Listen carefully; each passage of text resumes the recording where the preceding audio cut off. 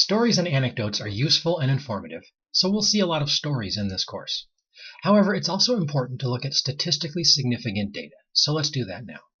The charts we're about to see present data from the Standish Group's 2016 Chaos Report. This data is used with the Standish Group's very generous permission. Their report looked at data from thousands of software development projects from 2012 through 2016. Before we look at this data, we need to define three terms. First, in this context, success is defined as on time, on budget, and with satisfied customers.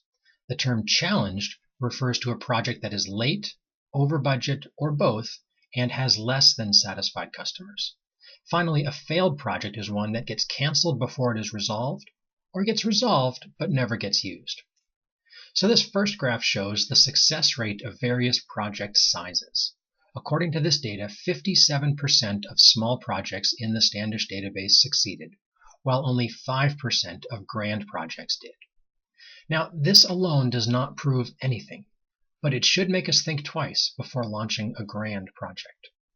Let's dive in a bit deeper to the data. These next two pie charts give us a closer look at the outcome distributions between small and grand projects.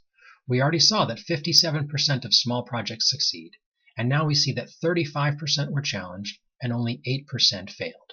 Compare that with the 41% failure rate and 54% challenged in the grand project category, leaving just 5% that succeeded. I think I know which pie I would rather have a slice of. We see a very similar pattern when we look at complexity.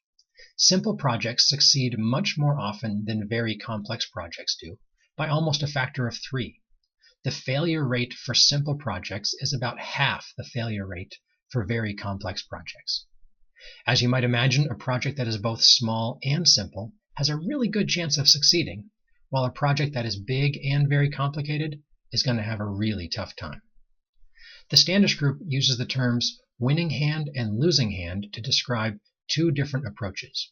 The winning hand involves small projects, agile methods, and skilled teams. The losing hand involves large projects, waterfall methods, and unskilled teams. Projects that were dealt a winning hand had an 81% success rate, while the losing hand had a 64% failure rate. The good news is that size, complexity, and agility are not dealt randomly. Project leaders have a say.